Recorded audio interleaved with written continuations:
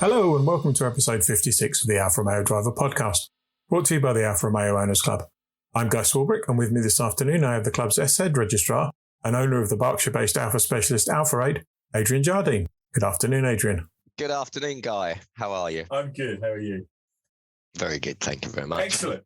So, usual question that we start these podcasts with. Obviously, you're well known in the Alfa community for the business that you run, but how did you get involved in Alfas in the first place?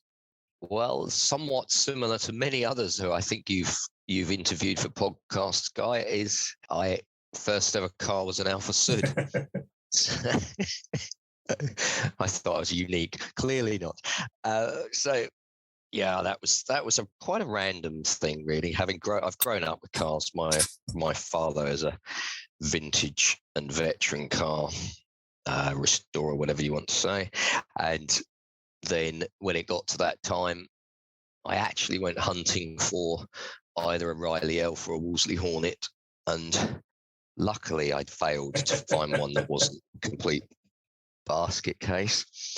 And we used to walk around the village with a dog, and there was an Alfa Sud with a little for sale sign on it, which my father was he was, oh yeah, they're good, rusty, but they're good. So we went back home, looked in Auto Trader to compare, not Auto Trader, Exchange and Martin, and it was there, but it didn't have a price on it. It was advertised there anyway. Rang the guy. He'd had it advertised for 3 or 4 weeks, couldn't sell it because he didn't put a price in my mind. But anyway, so I ended up buying it, and I didn't actually know how great they were because I'd not got anything to compare it to. Yeah. But yeah, it was fantastic. And it was like freedom. It's probably the most emotive car I've ever owned, in that it did, that was it. You know, you could go away from home and what have you. And in my first, I don't know if I should actually say this to be broadcast, but in my first month of ownership, bearing in mind I was still at school doing my A-levels, and this was 1986 or 7, I spent £700 on petrol in the first month. So you can imagine I was literally driving all day, every day. Didn't go to school, anyway, doesn't matter. Took it to university. So it didn't adversely affect your A-levels that you weren't... Oh, it did. Big time. But just not enough to keep you out of university. No, they let me in for one reason or another. Luckily, I don't know why. There we go. So yes. And then, so I had it at uni. I then had 3 more to keep it on the road.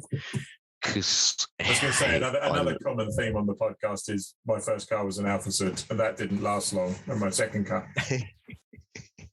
Yeah, well, I kept the core unit actually, and strangely enough, learned.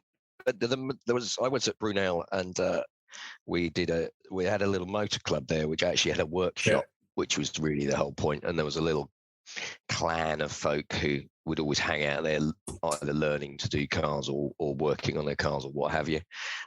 So that was where I learned to MIG weld, funnily enough, and I had these cars because there's a massive car park, which is why you could just have cars lying around, as many people did. I wasn't unique in having 3 spare Alfas, and I would just swap bits over and learn the craft, I guess, and drove it like an idiot, which was fab. Then that was what promoted onwards and upwards. So I still had it when I graduated. Right. Did you then move on to something else after graduation, or? It's slightly integrated with the whole beginning of Alfa Aid, actually. So the intention was, when I was growing up as a kid, was that, I'm going to earn lots of money and then I can play and race my Ferraris at weekends. That was the plan. Then reality obviously gradually comes upon you, and engineers, so I graduated in 91. Engineers never really earned a lot of money, and I thought money was the answer, because I'd worked for, not only, well, with my father, but then I worked at a normal garage when I was 16 in the meantime, because naturally, I'd grown up with dirty fingernails. There's pictures of me at 4 hanging off the back of Dad's traction engine type thing. So, and I had already 6 Austin 7s in pieces by the time I was 16, which I never did finish putting one together. But yeah, I worked at a garage. It did Datsun, as was then Z specialist. Learned quite a bit. Was building gearboxes then for them at 16 or something in the summer. 16. Then I went between school and in the summer holidays, 17 and 18. I worked for a chap called Richard Ianson in Gloucester Way. He did Bugattis and ERAs. So he looked after Nick Mason's Type 35 and his ERA, which number I forget, and Type 59 of John Marks. And then we were building some cars and some other stuff. So that was a really good thing. That was one time I got a ride up the road in Nick Mason's 250 GTO. So of course this doesn't help with respect to being a philanthropist or whatever, in terms of all I could see around me was just beautiful, stunning cars. Yeah. And they were stupid money. Nick had turned down 4 million quid for his 250 GT. I'm looking at it going, right, how do I get that? How am I going to achieve that? Needless to say. It didn't occur to you at the time that none of the people who owned those cars had got the money through engineering. No, not at all. This wasn't this correlation, really. It's just, no. I had to have the education through life. But I did have some fun times then, actually. Lots of access to some seriously exotic stuff. Never drove anything, but just being around it was, and they were motivated because everybody was a petrol head.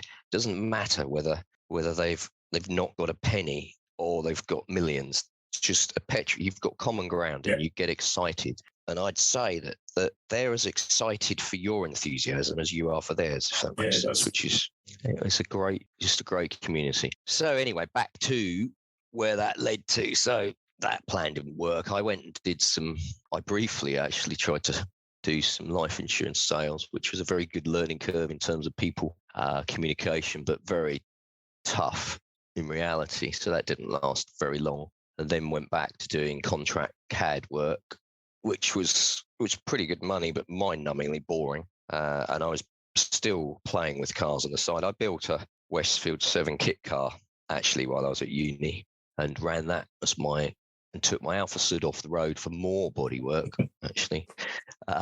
Ran that for a whole year, all through the winter with no heater and stuff like that, with just a duvet over you. So you had your hand under the duvet on the gear lever and the other hand above, freezing on the steering wheel.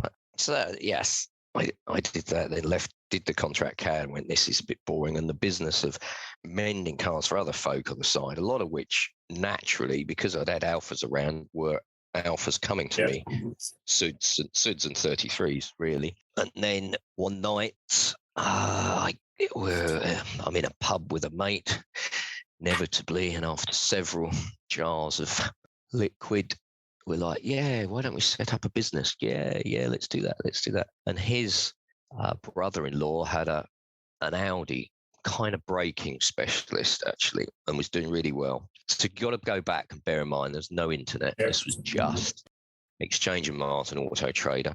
And he said, we should do that. And I'm like, okay, cool, whatever. Let's do something then. What should we do it in? I said, well, we've got to do it in Alfas because that's what I know.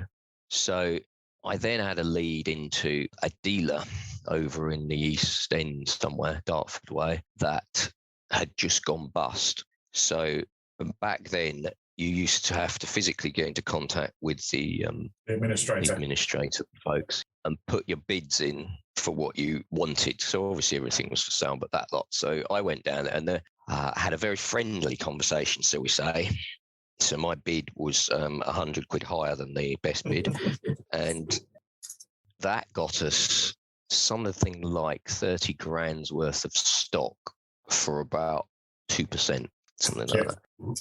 Now, the good bit about that, which I've learned in the next 30 years, was that was really good stock because it was a really young dealer that really failed from day one, which wasn't untypical of Alfa Romeo dealers back then. But the good bit of that was that the stock was fresh and current and hadn't been robbed or even run down. So after that, I bought stock from things, and you'd find that the stock printout was absolutely nothing to do with what was actually there. All the good stuff had gone. and you were left with the stuff that sat on the shelves for 5 or 10 years.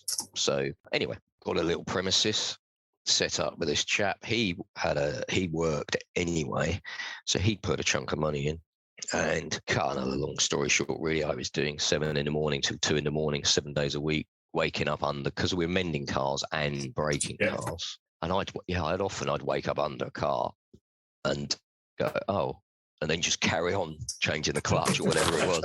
And I had my dog, Rotty, then, and I'd look at it, he'd just have crawled under the car and was just asleep next to me. So we did that. The other chap, so his plan was to work in the business when he'd finished his day's work and at weekends and stuff. That was fine, but his missus started to give him a little bit of pressure because he was never at home, and then she wanted to go on holiday and all this stuff. And anyway, a year later, we fell out due to a mismatch of agreement on work levels and stuff like that, as often happens. I bought him out, and that was that was the beginning of our trade, really, was when we were doing that. We were breaking a lot of cars. I was buying late 33s, damaged, crashed, or whatever, which had really there were no competitors at that time. Because I remember the Exchange Mart always had Cubley's adverts, Mangalexi adverts for parts in there, and then there was me with advertising, bits. So, and the other Alfa specialists started to come down and buy a front end off a 33. Because they'd bought a crashed one and then they could mend it. And that world was buoyant then. And I ended up, the space we had was quite good. I could have 20 cars around or something at a time. And then I had a 1-bay workshop, 1 bay of parts, 1 bay of office type thing. It was like a big wide triple garage. And that was it. So yeah, great. And then after we'd fallen out, he got quite upset and didn't have planning permission for what we were doing. So he shafted me to the planning department. So we had to move. At that time, I met Paul, who's my chief mechanic technician, and he was at uni with me, actually, but he was a year below, and we'd never talked. But he had rear-wheel drive Alfas. So he had Giuliettas and Alfettas lying around at the university, and I was that other Alfa idiot, and he was the other Alfa idiot type thing. But we had mutual contacts, but we didn't really. Anyway, he had a 33, which he crashed, and came to me one day for some front-end bits. And he's still with me 27 years later. So we moved to Old Windsor, which was much, much bigger. We always had about 60 cars. That side of the business grew. Do you remember Minari kit cars? Having built my Westfield when I was at uni, I thought there's got to be. The difficult part was with a Minari, if you wanted to build one, was you had to buy your 33 or Sud, actually. Then you obviously had to take that apart, and you then had to prepare and build that into your Minari. Yeah. Well, technically, that's 3 spaces in my mind. And I thought, is there an opportunity to provide a kit so that they didn't have to buy a car? They could buy everything they needed to make the Minari, and then it would just come in a box effectively. Yeah. When I'm buying late cars, I could end up with a 10,000 mile 16 valve 33, and it had all the mechanical parts and the wiring loom and everything that you needed for your Minari. So actually spoke to the guys at Minari, got on very well with them, and that grew. We did a lot of the supplying of kits for Minaris. And even if a car was in, so you'd get the identity of that car, because I'd just strip everything off it. And if, let's say, it had a bent suspension leg, well, I could then get another comparable suspension leg to put in the kit. So the kit was always complete with everything you ever needed. And obviously, as it came apart, we would know what was good and what was knackered type thing. So that worked quite well, actually, until Minari went bust. It was a good launch because a lot of parts that went on to Minaris would never have sold elsewhere. No, nobody's going to buy a wiring loom for 33 or a Sud, and you didn't really do drive shafts and things like that. Some of the stuff you just would never have sold, but they had it. And that left me with the body panels, which was another good seller if they were good, because of the crashed business that was going on. So when we started that, the partner and I had a 33 1.7 Veloci sport wagon, which again I loved. Although I think I had to put the bottom lip of the front bumper. I had to refiberglass that about 8 times in its life. That used to tow. I used to tow that too as well. That was a great car. Talking about damaged bottom lips of front bumpers and bent suspension legs, I think we probably first met when you were at Old Windsor and I had an Alfa Sid Sprint. And I was always convinced that the parking area at Old Windsor was designed to generate business for suspension parts. It was a bit of a bomb site. It was. That's a very polite way of putting it, actually. Yes, Guy. Well, it looked like a scrapyard because it was a scrapyard. In fact, because it was literally by the side of the Thames, whenever the Thames was high, we used to have alloy wheels as stepping stones to be able to walk about.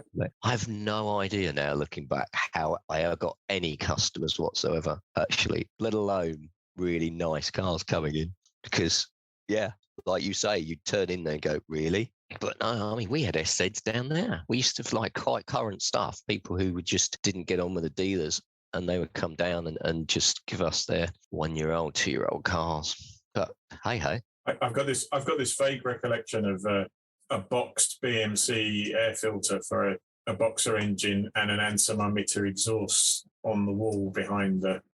Every time I came in, I was in danger of walking out with one or both. And I think I only ever bought the air filter. I think I ever bought the exhaust.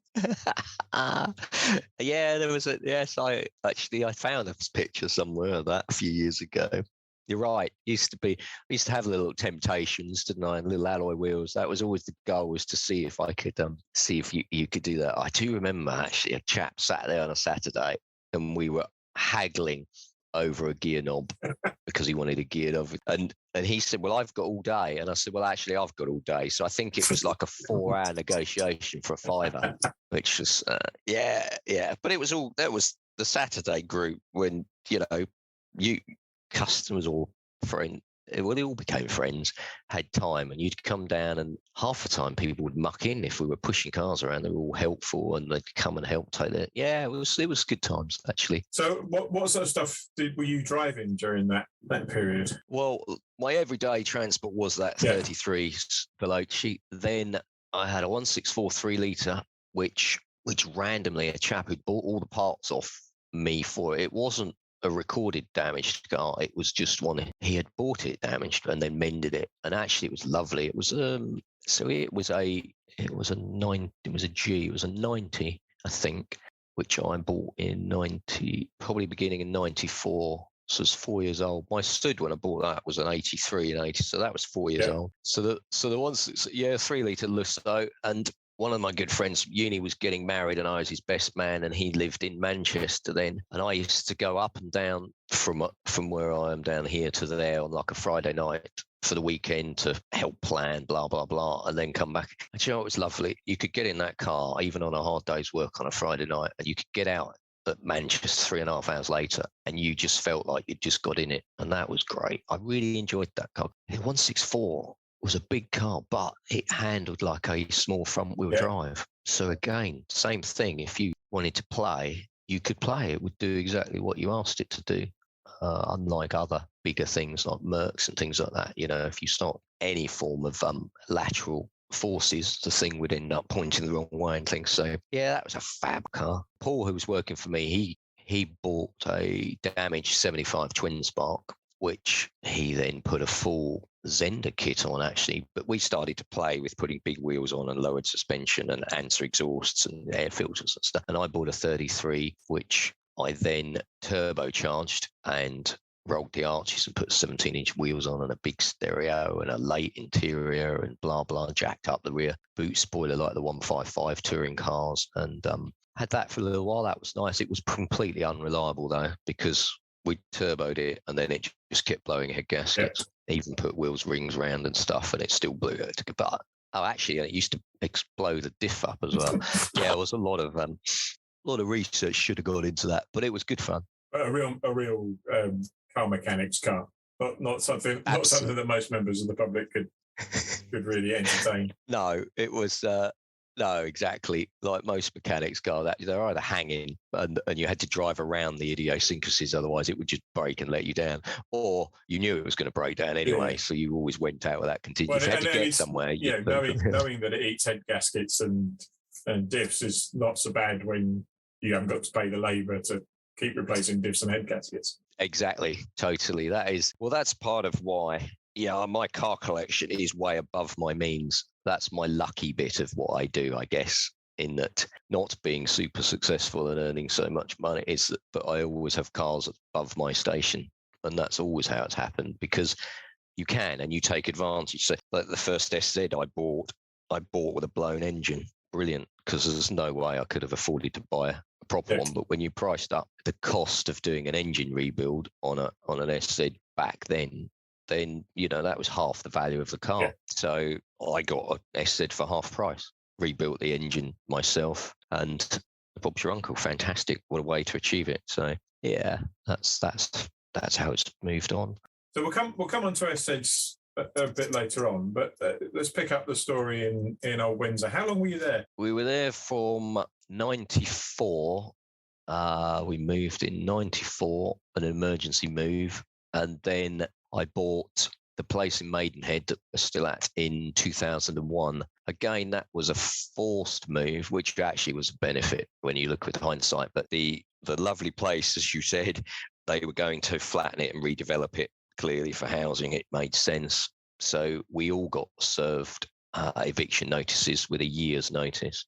And some of the folk, because it was a little industrial estate full of little folk doing their things, all sorts of different things. It's a furniture place, a place that built packing boxes, a place that built double glazing. There were a few car guys around. Anyway, I already had 4 people working for me then, I think. And I thought, well, I've got a responsibility. Some of them were just going to hang on until the last minute and see what happened. Yeah. And I couldn't do that. I had a business, had a lot of stuff as well. So started looking, and that was real stress, actually, because from like 6 months that you felt the time clock was ticking, and ended up in the end, because there was no commercial premises available around where we were that was anything sensible. Slough Industrial Estate is just horrifically expensive. It still is horrifically expensive. People still moving off it or going bust on it because you'd say they were greedy, but I guess they're always full, so they can't be. They're just an expensive place to be. So I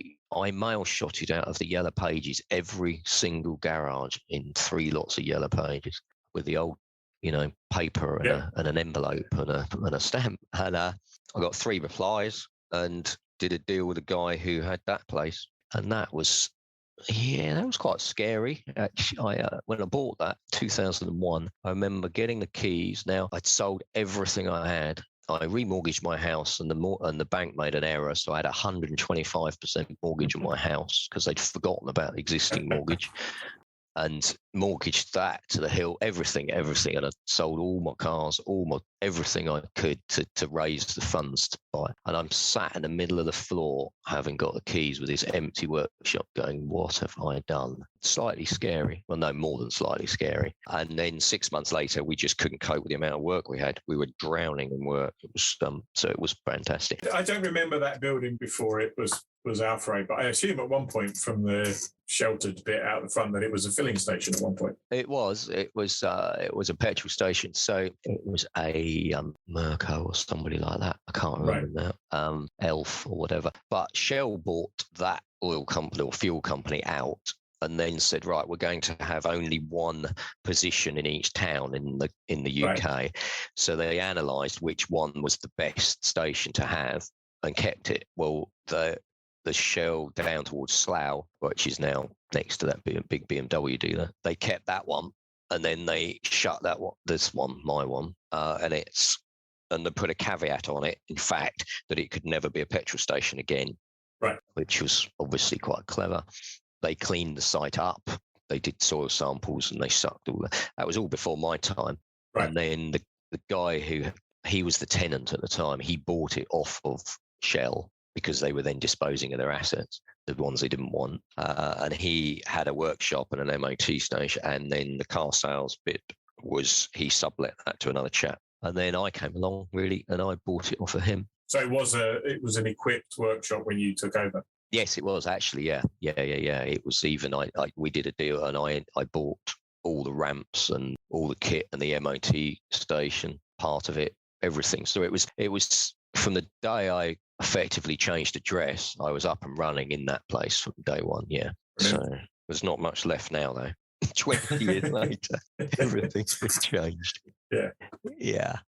So we've grown there actually to move out. I remember we got a 40-yard skip at the other place, and Paul loaded in 120 doors into this skip we threw away. We had mountains of gearboxes, mountains of engines, because the local, what should we call politely, traveller community used to come in and take scrap away. And I remember the mountain of gearboxes was taller than me. And they came in their truck and took like 5 loads to get rid of this stock because we had to move out. There was a lot. You look back now and you think, goodness me, a 6-foot high pile of transaxle gearboxes and a same sort of height of 105 engines and things like that. You see, oh, what a waste. But yeah, so I reckon we broke over 150 33s. We must have broken 50 odd Bertonis, probably 175, 164s, 50 or 60, something like that. I don't know. I remember sending off like 1.5 inch high stacks of reg docs to DVLA saying, we've scrapped all this lot. But yeah, sad, but also good if a way, Yeah, you talked about the fact that people were bringing US heads in the old Windsor premises, and the story of your first one. How did the business evolve into an SZ specialist? So when it first came out, actually, it probably wasn't directly when it first came out. The first time I saw one, so I used to get my parts from Greenford Service Station, and Greenford Service Station were awesome in terms of the part. They had the whole specialist market within the M25 and around. They were, because the guys in the parts department were all ex mechanics and they knew. So if you rang up and said, oh look, I need a third gear for a 164 gearbox, they go, yeah, great, and you're going to need this and this. And you're like, am I? And they go, yeah. And you go, okay. And they go, like, if you don't use it, bring it back. Every single time they were absolutely 100%. You always needed that. And that's worth so much. And they delivered. Yeah. I went up there and they had 2 SZs in the showroom one day. One of which was, I still remember, it was High Max was his reg number he had on it. And I went, oh, look at that. And I'm not going to say it was pretty. I'm just awesome. It's just like a beast, funnily enough, how they called it. And I went, I'm going to have one of those. So that was it. And then, what was it, 3 years later or something? I don't know. The opportunity came and I had it. And I went, whoa, great. And they are, I don't know why I do like them so much. They're just brilliant. They handle beautifully. Again, they talk to you and you talk to it. You become part of it. So I was always enthusiastic. And Paul, who was with me then, a key member, he was the rear wheel drive Alfa guy, wasn't he? So he liked them. And the one advantage of braking cars back then was you learned what was what and what was the same and what wasn't the same. So, of course, your knowledge grew, and then it wasn't hard when people mention something like, if you say, oh, I need a such and such an S, you go, yeah, actually, that's off a 164, or, well, that's not quite a...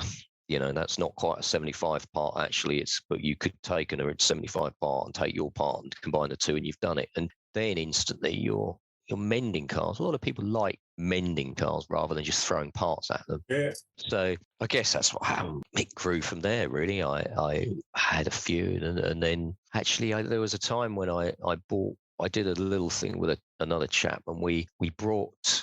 So this is pre-Euro. We brought cars in from abroad when the exchange rates, when the pound was weak. Actually, was it the other way around? Anyway, we bought cars in from Europe. Yeah. So I brought in some that was another opportunity in life, to have cars way above your station. We bought 355s, 348s, SZs, Integrales, had a Dodge Viper for a little while, some GT2, I think we had, and we had some other Porsches and stuff. Proper lumpy cars, as I call them. Yeah. All left-hand drive, and the market was great. I know Jamie was bringing in SZs at that time as well. Yeah, we had some of those come in, and in fact, it was good fun. I had some great drives, and then it changed and it went backwards. In fact, the last 3 cars we sold back to Germany, actually, because of the exchange rates going back the other way. So that brought more SZs into my community, I suppose, whatever you want to call it. So I don't remember how many we did now, because I wasn't tracking numbers back then. That came later, when all of the following the history, because I can't even tell you the car number of my first SZ. I can still feel myself sitting in it, but I can't remember what number it was. It wasn't important, but Also running one and owning one, it helps because you learn things like the expense of leaving it parked outside in the winter, and when things break, what commonly breaks. So we did that. We've always had a few following, but we've always done current effectively when they wanted to leave the dealer to us until cars went effectively into the banger market. And then that was where we positioned ourselves, and generally we stopped. When they came back out the other side, we didn't suit that side of the business originally. The sort of 4 to 10 years old, that kind of range. Yeah.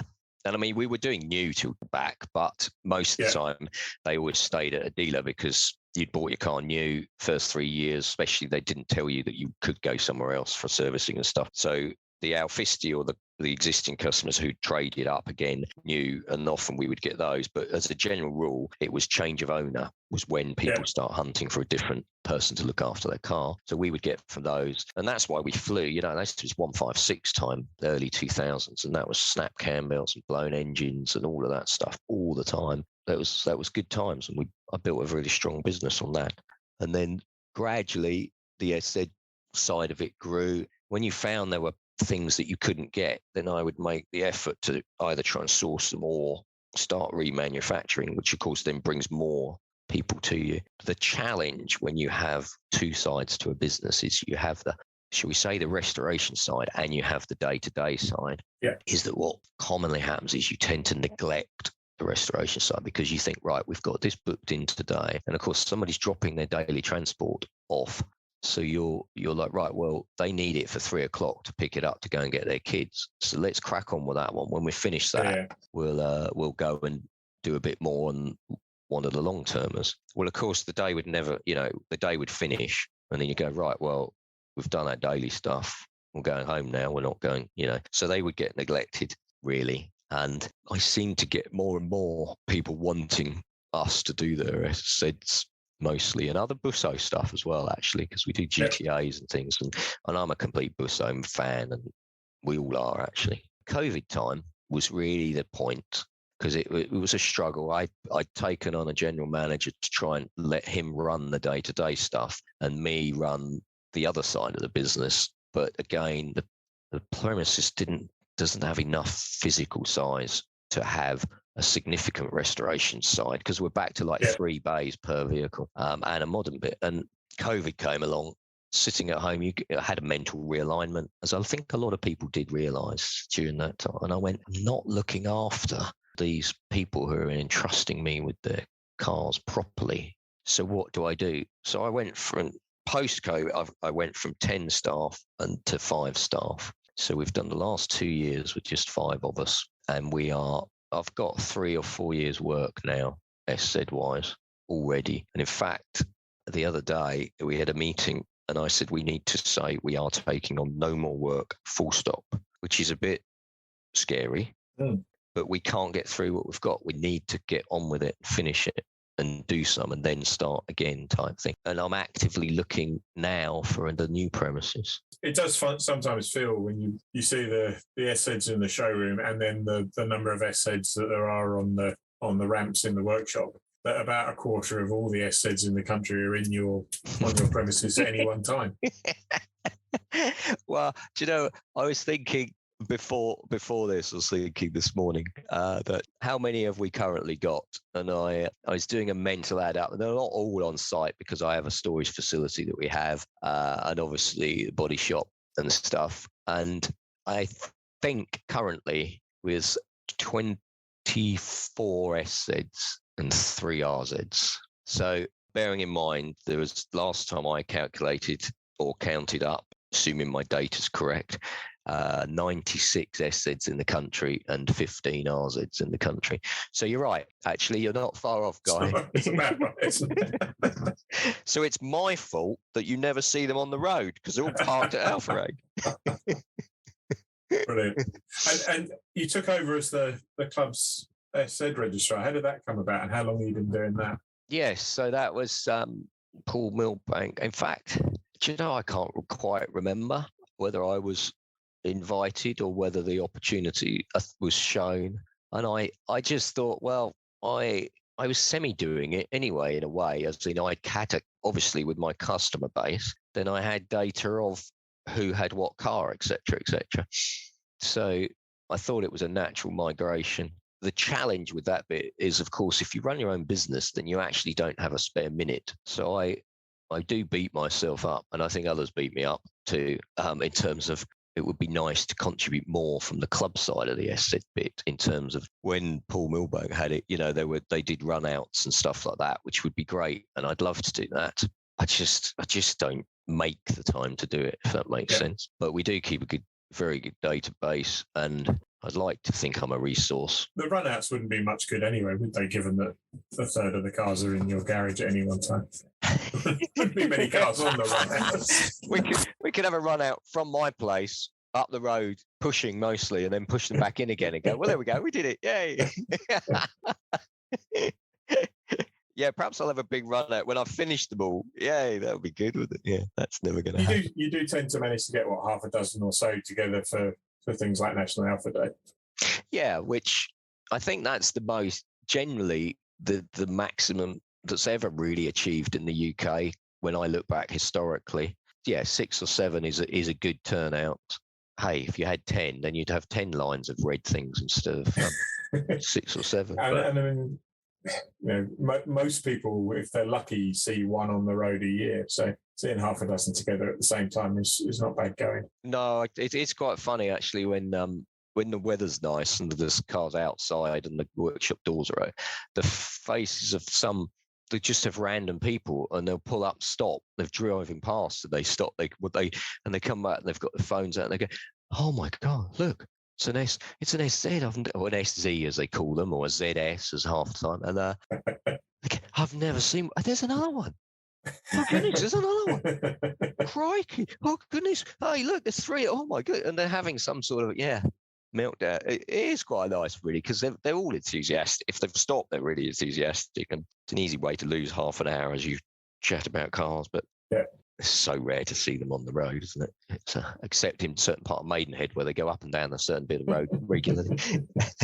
You talked about concentrating more on those kind of longer term jobs. What other plans have you got for the business over the next couple of years?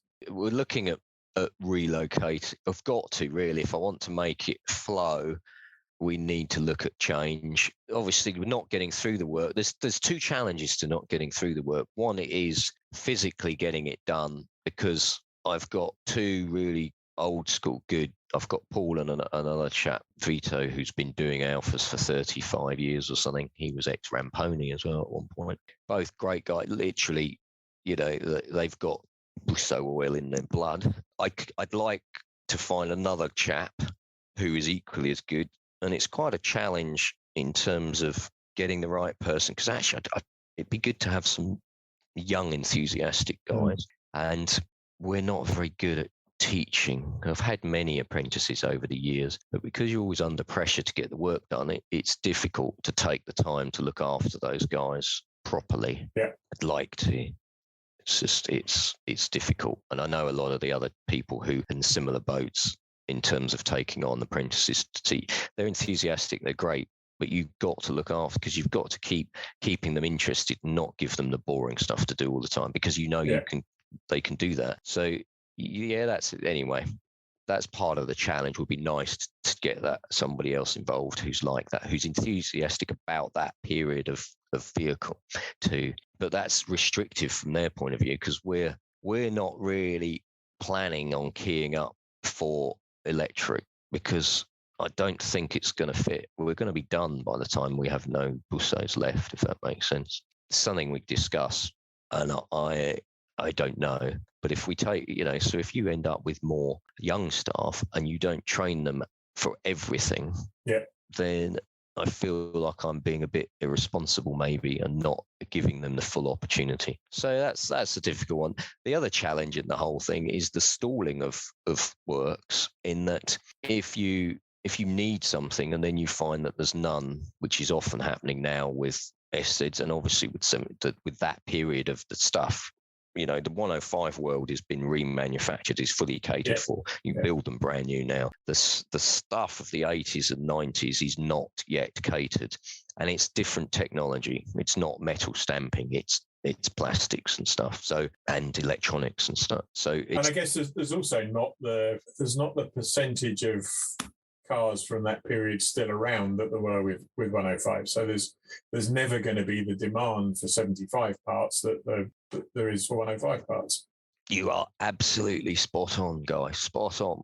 So some of the stuff, when I look to remanufacture things, if I talk to a supplier, I'll give you a prime example which is a unique SZ part, but the seal that goes around the windows on an SZ is just it's a PTFE. It's not actually rubber extrusion. Yep. Great. So I've gone to, because I can't manufacture that myself. I go to a manufacturer and talk to them, and then they'll go, yeah, we can make the die for that. We can copy that, and we'll make an extrusion, minimum quantity 2.5 kilometers. So that is every car left in the world 3 times. So, and then I'm like, well, I don't need that.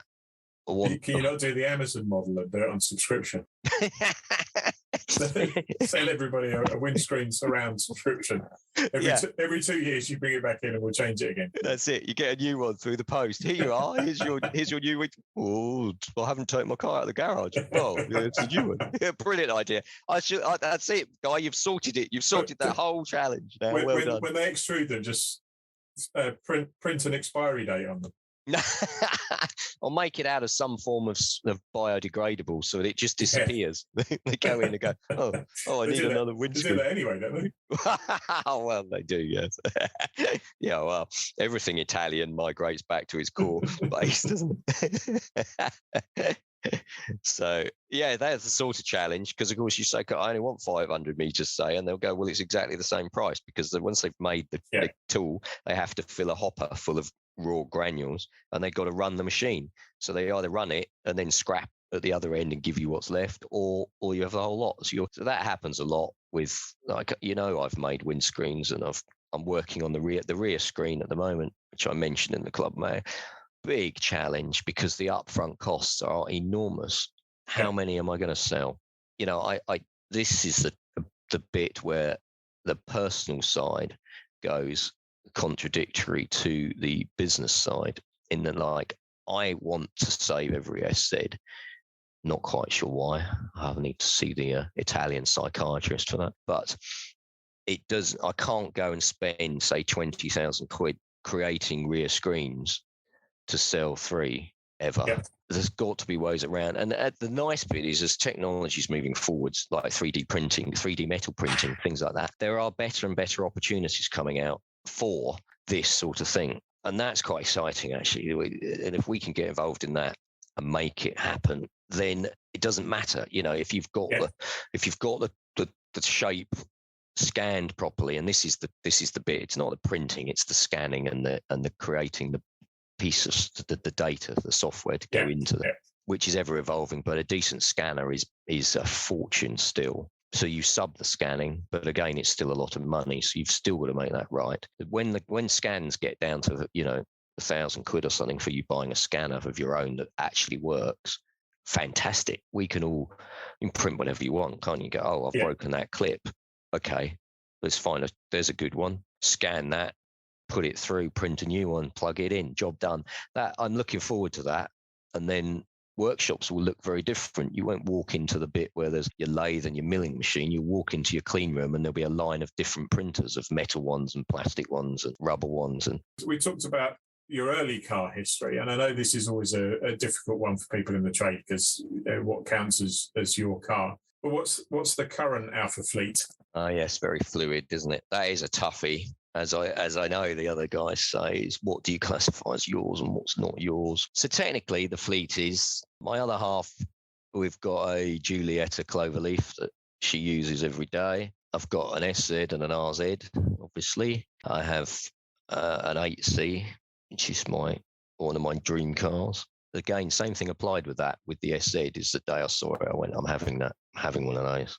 So it's a challenge to have that, because it is way above my station, but I don't have a pension. There's my pension, which is another flaw in my plan, is to have a beautiful car collection to play with when I retire. But so my last question is usually, and you've already said that you've got one of your dream cars, any Alfas that you would love to own and haven't owned yet? Plenty, but ones that I realistically would own, there's Yeah, I'd love my ultimate lottery winning collection is obviously I'd have an 8C Monza, I'd have a Type 33 Stradale, and I'd have a TZ2. Then I'd have the 8C I've got.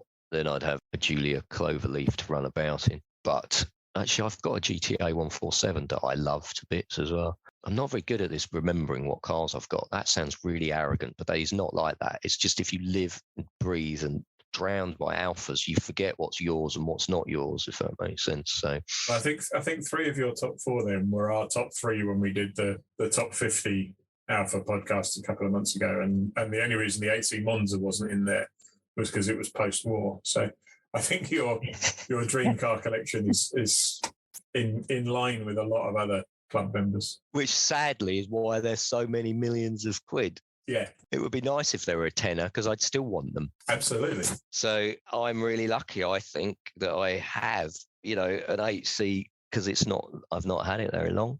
That would have been it without a question. I think it is one of the most beautiful cars ever. Yeah, yes, just stunning and sounds beautiful.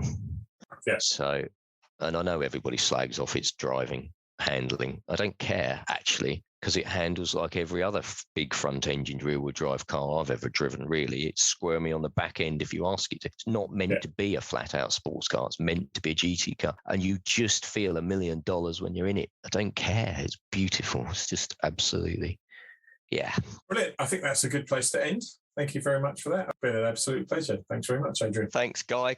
Always good. Look after yourself. Well, that's all we have time for this week.